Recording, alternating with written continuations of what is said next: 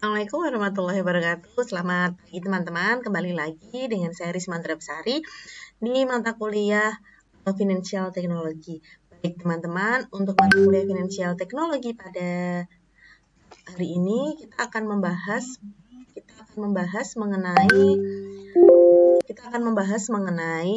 masa depan financial teknologi. Baik, teman-teman, saya ingatkan sekali lagi, jangan lupa absen melalui siakat dan berkomentar di kolom live chat. Terima kasih.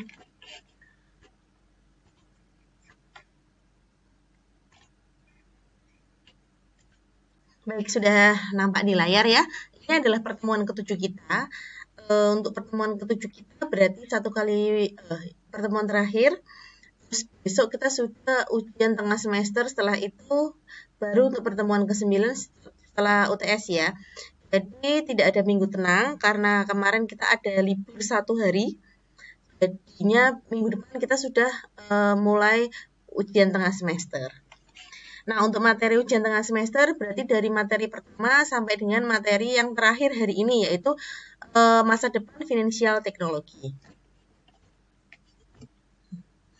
Layanan keuangan di masa yang akan datang atau the future of financial service. Nah, ini kita akan membahas dulu mengenai industri jasa keuangan yang telah mengalami metamorfosa serta perubahan dari konvensional dan alih berbasis teknologi informasi atau TI.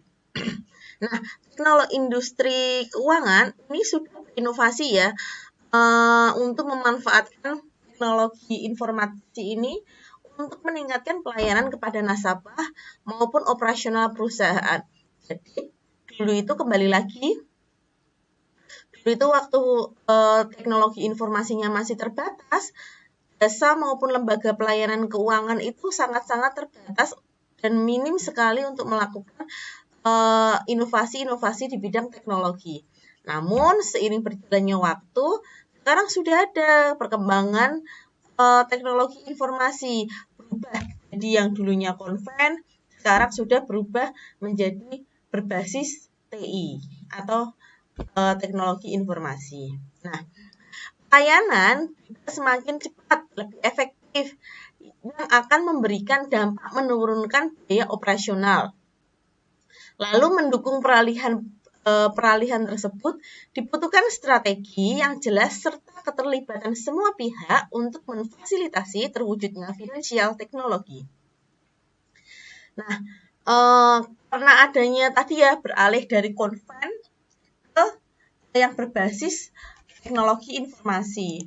Jadi di mana dia di situ pihak-pihak jasa layanan perbankan ini perlu sekali untuk melakukan yang namanya sinergi. Sinerginya itu bukan hanya dari sudut pandang teknologi informasinya aja, tapi dari segi semuanya.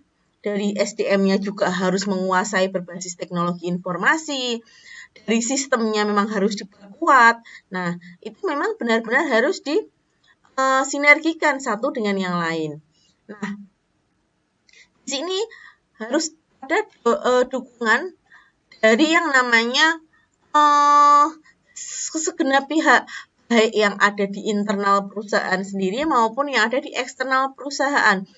Karena adanya dukungan-dukungan ini nanti akan memberikan atau menciptakan lebih cepat dan efektif.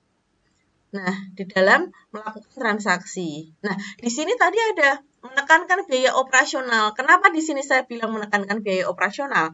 Nah, karena adanya teknologi informasi yang lebih hemat, kita misal ya, perusahaan itu dapat membeli satu software saja, satu kali bayar saja tanpa dia harus membayar berbulan-bulan seorang pegawai. Ya kan? Sudah bisa diminimalisir dengan adanya teknologi informasi. Misal yang dulu harusnya membuka, seperti saya contohkan perbankan ya. Perbankan saat ini sekarang sudah ada yang namanya TPS digital atau pembukaan rekening dimanapun teman-teman berada itu sudah melakukan pembukaan rekening itu lewat aplikasi. Bayangkan aja kalau semisal di pelosok itu atau di kota maksudnya yang jauh dari kota, di pedesaan itu harus ada banknya, harus buka kantornya, harus ada SDM-nya. Berapa banyak uang yang harus dikeluarkan oleh suatu perusahaan keuangan untuk membuka satu cabang baru.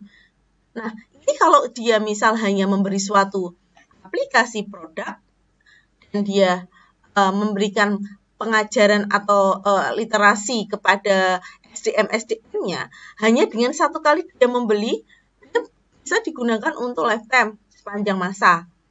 Beda dengan yang namanya penekanan terhadap operasional, itu sangat tinggi. Jadi memang benar-benar bisa menekan biaya operasional dengan adanya kemajuan financial teknologi ini. Lanjutkan. Nah, di sini kita akan belajar mengenai perwujudan maupun untuk mengembangkan financial teknologi. Ada hal-hal yang perlu diperhatikan dalam mengembangkan financial teknologi.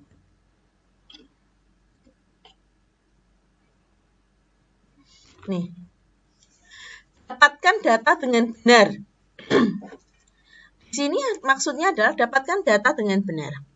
Dalam membuat keputusan bisnis yang cerdas, itu dibutuhkan analisis yang tajam dan tentunya data yang valid dan reliable.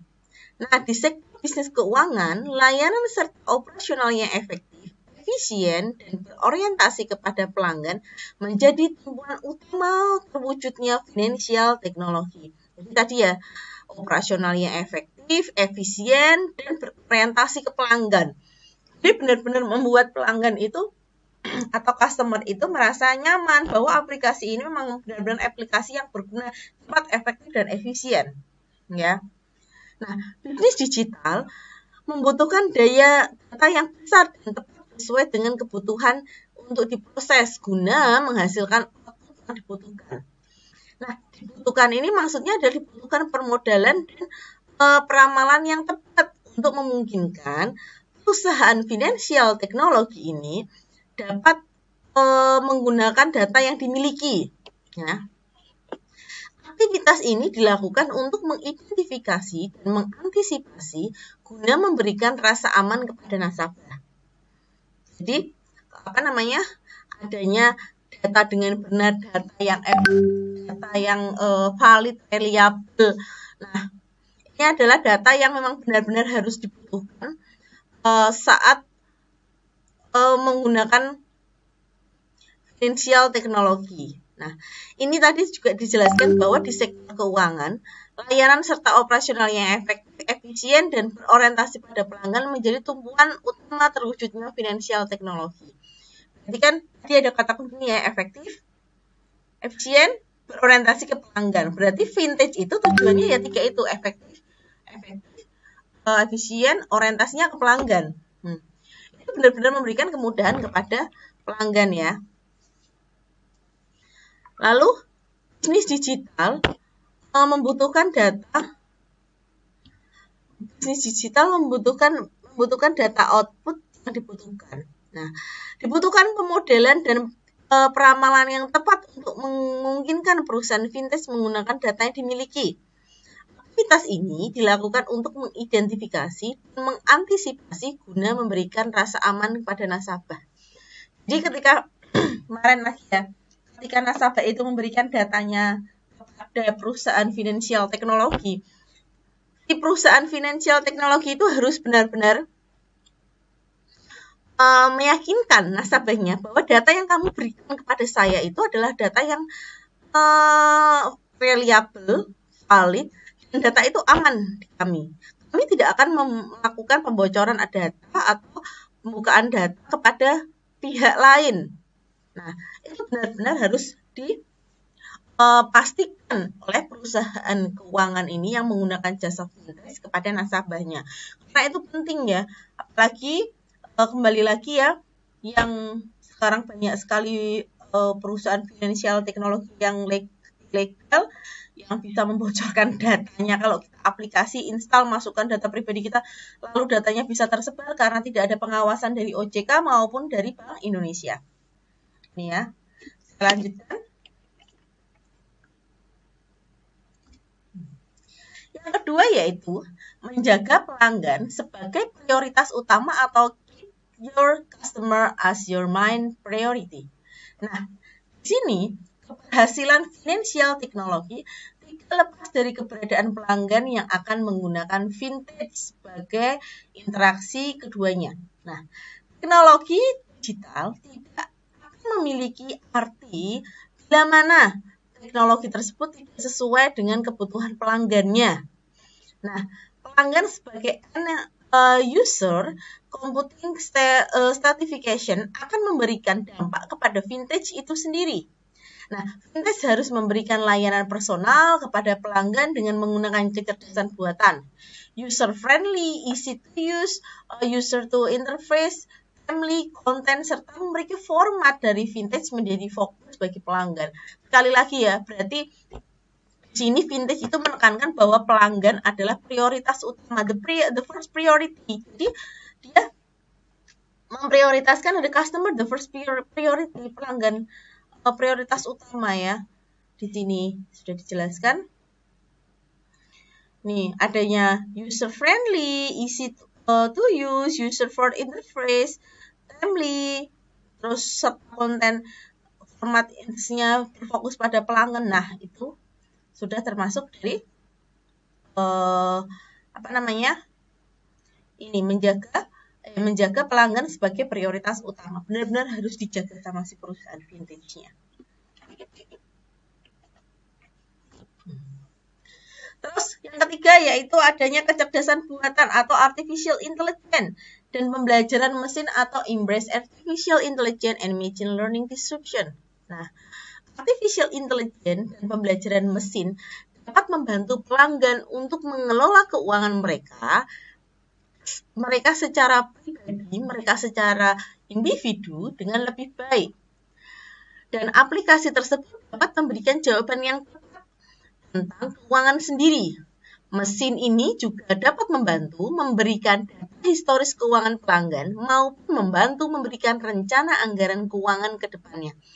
Jadi adanya artificial intelligence dan mesin embrace artificial intelligence atau machine learning disruption. Nah, itu di sini membantu mesin ini tuh membantu memberikan data historis keuangan dari si pelanggannya.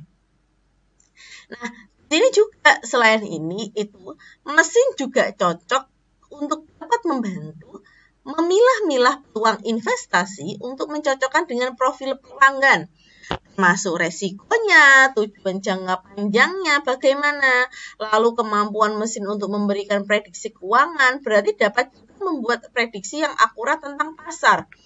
Kalau kita berbicara mengenai kecerdasan buatan dan pembelajaran mesin, berarti kita menggunakan yang namanya artificial intelligence atau pembelajaran machine learning disruption.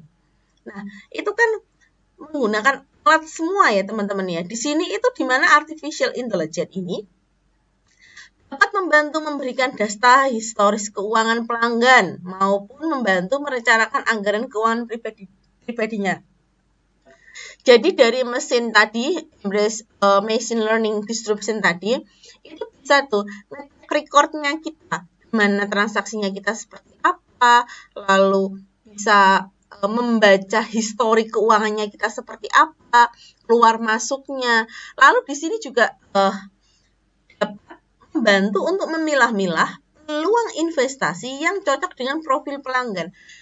Jadi tanpa kita harus datang ke konselor finance atau konsultan keuangan, kita mau yang mana sih? Kita harus investasi apa sih? Kita nggak perlu kayak gitu. Lewat kecerdasan buatan atau artificial intelligence dan pembelajaran mesin ini, kita sudah bisa untuk melakukan investasi-investasi yang sesuai dengan profil keuangan kita, ya, sebagai profil keuangan kita ya. Jadi bisa lihat keluar masuknya, mutasinya untuk apa, track recordnya bagaimana, itu sudah bisa tercermin semuanya. Nah, ini ya, dia juga dapat memberikan prediksi yang akurat tentang pasar. Jadi di mana dari adanya kecerdasan buatan artificial intelligence dan pembelajaran mesin ini, dia dapat membuat prediksi yang akurat tentang pasar, ya. Oke, sampai sini ada yang mau ditanyakan? Nanti kalau misalnya ada yang mau ditanyakan, jangan lupa WhatsApp di grup ataupun tanya yang ada siakat ya. Tapi lebih baik kita WhatsApp di grup karena itu nanti akan menjadi nilai untuk keaktifan teman-teman yang melakukan diskusi seperti itu. Selanjutnya, yang keempat adalah make the department atau buat departemen.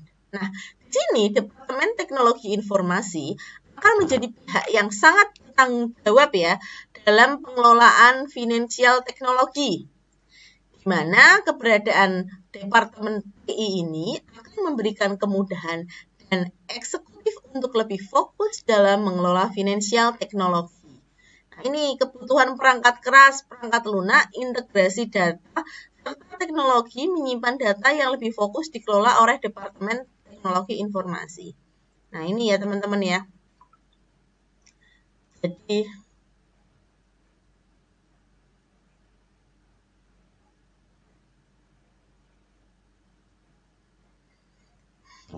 kebutuhan perangkat keras, perangkat lunak, integrasi data, serta teknologi penyimpanan data itu lebih fokus dikelola Departemen TI. Jadi yang memiliki perusahaan yang memiliki fasilitas finansial teknologi wajib hukumnya membuat Departemen Teknologi Informasi, make Information Technology Department. Nah, ini wajib ya hukumnya ya. Kalau ini benar-benar harus yang mengelola dari perangkat keras, perangkat lunak, integrasi data, teknologi penyimpanannya bagaimana, sehingga datanya nanti itu lebih fokus dikelola oleh tim IT. Ada departemen sendiri yang menghandle ini, ya.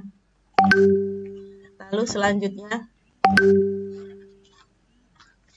ada yang namanya awan publik atau the public cloud. Adopsi awan publik secara konsisten tumbuh dalam semua industri di seluruh dunia. Nah, teknologi cloud ini banyak memberikan manfaat yang sangat menarik khususnya bagi industri keuangan. Banyak manfaat yang diperoleh diantaranya skalabilitas, kelincahan, waktu untuk pasar, dan on-demand provisioning.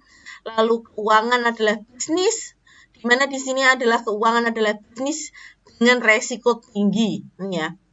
Keuangan ini bisnis dengan resiko tinggi. Khususnya terkait dengan data keuangan pelanggan. Nah ini memang sangat ini ya data terkait dengan data keuangan pelanggan. Terus ada lagi keberadaan public cloud banyak memberikan manfaat khusus dari sisi keamanan data perusahaan, biaya yang lebih murah, serta upgrade fitur-fitur baru semakin familiar bagi perusahaan. Nah, solusi teknologi cloud ini menjadi pertimbangan bagi industri finansial. Nah, ini adalah adanya cloud ya. Cloud public ini adalah salah satu solusi. Ini adalah salah satu solusi di mana menjadi pertimbangan bagi industri finansial.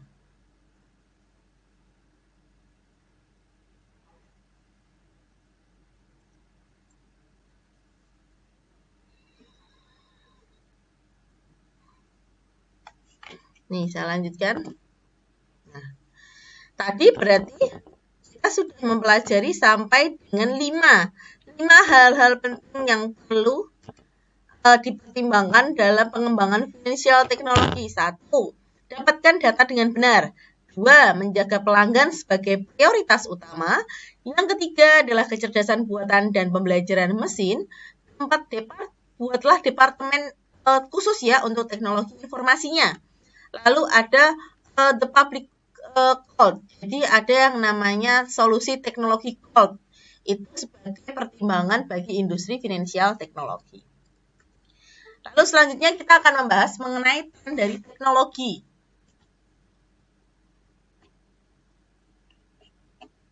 Tren dari teknologi.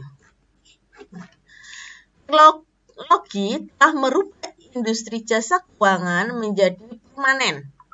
Nah, pelanggan ini tidak harus saling mengunjungi bank untuk membuka rekening. Nah, ini pelanggan tidak harus mengunjungi bank pelanggan tidak harus mengunjungi bank untuk membuka rekening, menyimpan data maupun proses transaksi secara konvensional. Nih, semua sudah bisa dilakukan melalui teknologi. Nah, nih. Semua sudah bisa dilakukan melalui teknologi. Lalu di sini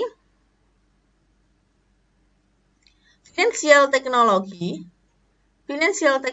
telah membuat pengelolaan keuangan menjadi sederhana dengan akses ke semua jenis akun hanya dengan sekali klik. Nah, teman-teman bisa sekali klik, nah langsung. Tetapi aplikasi baru bukan satu-satunya teknologi yang membentuk jasa keuangan. Dan perusahaan lain dapat menggunakan teknologi baru dalam banyak cara untuk meningkatkan pengalaman pelanggan, merampingkan proses mereka sendiri, dan memperluas layanan. Nah, dengan memanfaatkan tadi ya adanya artificial intelligence, analisis data, teknologi blockchain, industri ini akan menjadi prima untuk transformasi di era digital.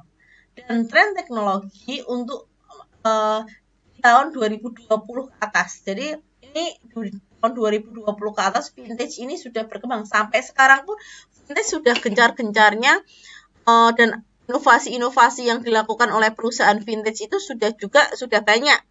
Bukan hanya satu untuk transfer, untuk pembayaran saja, tetapi sudah bisa digunakan untuk berbagai macam layanan publik yang sering sehari-hari kita lakukan. Nah, ini ya teman-teman ya. Ini, vintage akan membuat pengelolaan keuangan menjadi sederhana dengan akses ke semua jenis akun hanya dengan sekali klik. Misal teman-teman ada Gojek ya. Gojek itu kan juga salah satu layanan financial teknologi ya. Teman-teman mau bayar bisa, bayar tagihan, listrik, PAM semua bisa, bayar cicilan bisa. Bahkan ya itu kan bukan bank ya, tapi lembaga jasa semacam jasa keuangan juga ya, karena di situ dia bisa transfer kemanapun. Nah, itu transfernya pun walaupun dia bukan bank ya, bukan dari jenis lembaga bank, dia non bank, tapi dia bisa melakukan transaksi transfer ke bank lain. Apa saja dia sudah bisa. Bahkan dia juga bisa transfer ke nomor rekening nomor penampungan GoPay ya. Lah itulah hebatnya bagaimana proses teknologi ini sangat berkembang di tahun 2020 itu sudah mulai booming. Nah, sampai sekarang itu inovasinya sudah benar-benar sudah banyak sekali. Itu terkait dengan teknologi telah merubah industri keuangan menjadi permanen. Nah, ini ya. Pelanggan itu tidak harus mengunjungi bank, rekening ke bank, enggak. Sekarang sudah bisa lewat aplikasi. Misal mau buka di rekening bank A, ya pilih menu buka rekening. Nanti habis itu kita bisa terhubung oleh CS digitalnya, suruh memasukkan apa data-data yang lengkap, terus identifikasi diri dan KTP dan lain-lain ya, sesuai dengan proses dan prosedurnya ya. Nah, itu sudah bisa dilakukan melalui media teknologi. Jadi teman-teman mau nggak mau ya, teman-teman itu harus melek yang namanya literasi teknologi finansial ya. Jadi benar-benar harus itu perlu sekali di era saat ini ya. Lalu saya lanjutkan. Satu, kita akan membahas peran kecerdasan buatan atau artificial intelligence dalam keuangan akan meluas. Nah, ini. Penggunaan kecerdasan buatan itu telah menyentuh hampir semua sektor industri, tidak terkecuali sektor keuangan. Nah, penggunaan artificial intelligence itu dapat melakukan analisis prediktif tentang profil nasabah maupun dapat menentukan siapa yang harus membayar kembalian pinjaman. Oh, berarti kalau kayak misal kayak Shopee Pay, kayak peleter gitu ya, ada ya. Nah, itu sudah bisa langsung ter-include ya untuk membayar kembalian pinjaman. Berarti nanti misal limit yang disediakan berapa, seperti itu nanti dibayarnya dengan metode apa. Nah, itu bisa dicoba maksudnya dengan adanya financial teknologi yang crowdfunding ya, ini ya, pembiayaan seperti ini itu sudah bisa melalui artificial technology, itu sudah bisa melakukan analisis prediktif ya, menentukan siapa yang harus mampu membayar kembalian pinjaman. Jadi adanya artificial intelligence ini dia lebih ini ya, misal kita mengembalikan kita meminjam sekian, pengembaliannya sekian, seperti itu ya. Jadi nanti bisa untuk namanya analisis dari kemampuan membayar setiap individu. Nah, ini artificial intelligence dapat membantu perbankan dalam memberikan nasihat keuangan yang informatif, membantu dalam deteksi penipuan, dan bahkan dapat menolong memandu investasi pelanggan. Nah, ini ya. Ini, dari adanya artificial intelligence itu dapat mendeteksi adanya penipuan dan bahkan menolong memandu investasi pelanggan. Jadi kira-kira yang cocok investasinya buat kita itu apa? Nah, ini sudah ada di peran dari artificial intelligence.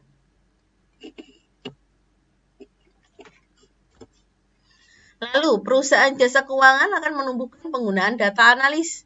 Nah, industri jasa keuangan telah menjadi leader dalam mengadopsi analisis data canggih untuk membantu membuat keputusan profil nasabah pada saat ingin melakukan transaksi.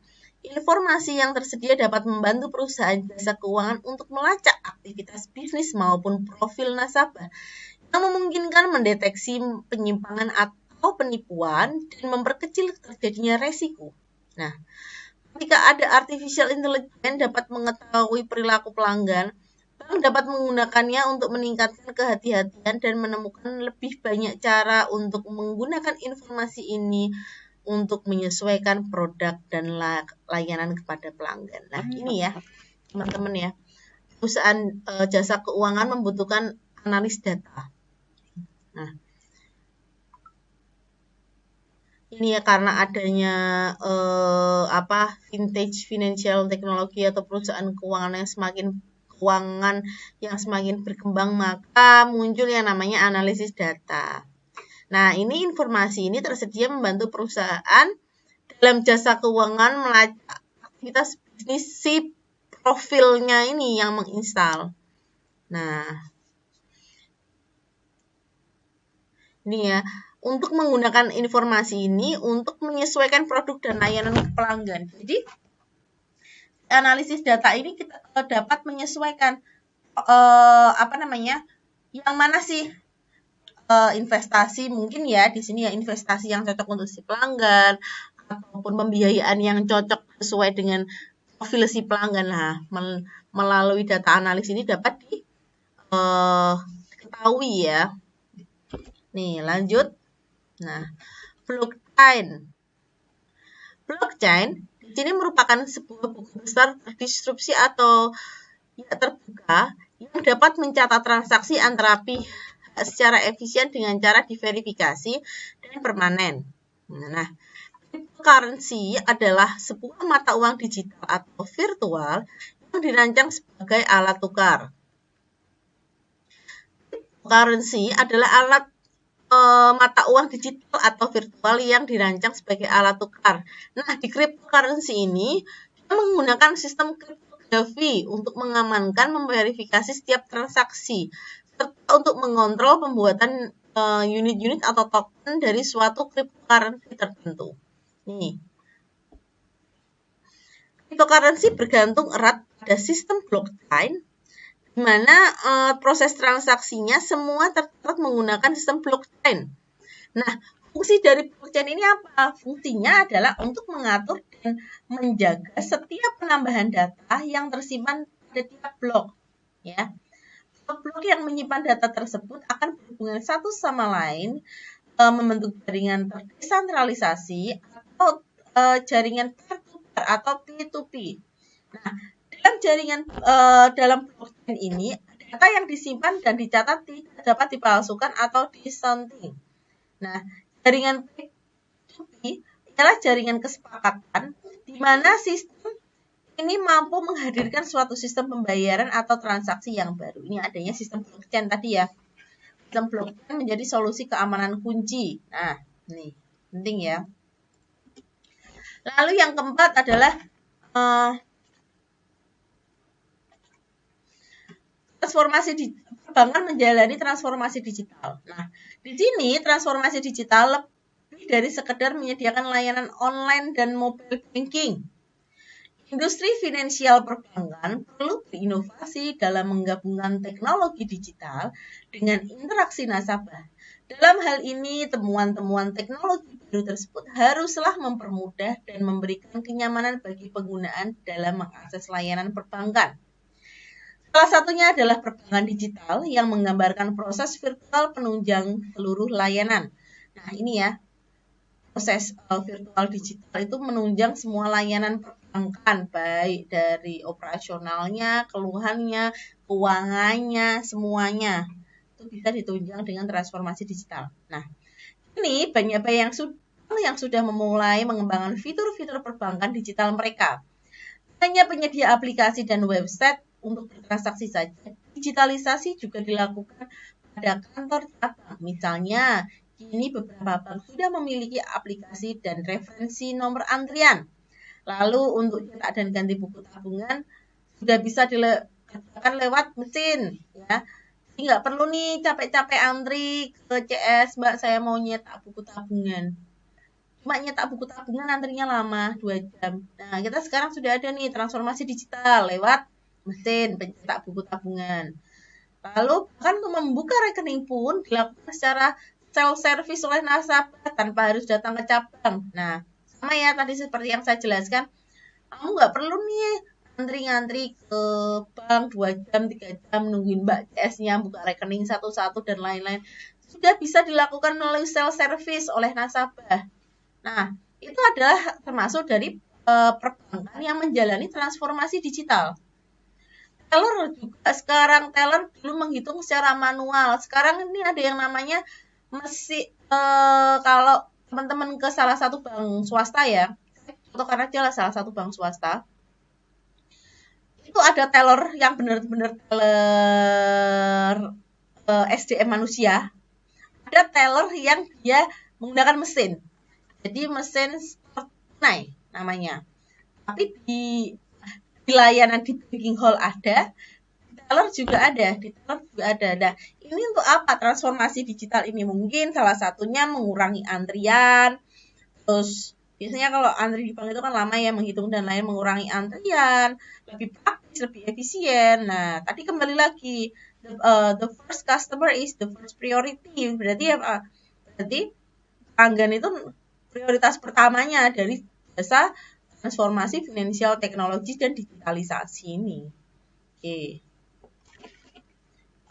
Lalu selanjutnya, otomatisasi layanan keuangan, di mana yang namanya transformasi digital akan menjadi senjata bagi perbankan untuk menjaga perolehan laba di tengah tren margin bunga bersih yang mengarah pada penurunan. Nah, digitalisasi itu bakal mendorong efisiensi berbagai biaya peralihan dunia perbankan konvensional menjadi digital dan dapat meningkatkan efisiensi proses kerja dan meningkatkan kualitas layanan nasabah. Apalagi pola transaksi nasabah di zaman kini mengharuskan adanya kemungkinan dalam setiap layanan perbankan. Terciptanya pasar baru dari generasi nasabah yang lebih muda juga menjadi salah satu faktor mengapa perbankan harus berubah. Di sini dengan melakukan digitalisasi, sudah melakukan investasi jangka panjang untuk masa depan dan dikatakan karena channel-channel digital maupun menghemat biaya cost per transaction, bank yang sudah digital ini akan memberikan kemudahan dan kenyamanan bagi nasabahnya. Juga akan menggait banyak nasabah yang baru yang notabene kini berada di usia produktif dan relatif muda. Kalau usia nasabah yang relatif muda dan baru gitu kan produktif gitu kan biasanya menggunakan layanan perbankan yang sifatnya adalah digital. Kan paling males ya ke bank kayak gitu, nunggu antri lama dan lain-lain. Nah, kalau ini prosesnya sudah digital, sudah bisa dilakukan secara self-service. Nah, oke, baik teman-teman. Terima kasih atas waktunya pada pertemuan ke-7 ini. Kita tadi sudah membahas mengenai masa depan finansial teknologi itu bagaimana. Nah, itu sudah kita paparkan. Nanti apabila ada yang mau ditanyakan, sekali lagi silahkan tanya di WhatsApp grup, kita diskusi, dan jangan lupa absen melalui siakat. Terima kasih teman-teman. Saya akhiri apabila ada salah saya mohon maaf. Terima kasih. Wassalamualaikum warahmatullahi wabarakatuh.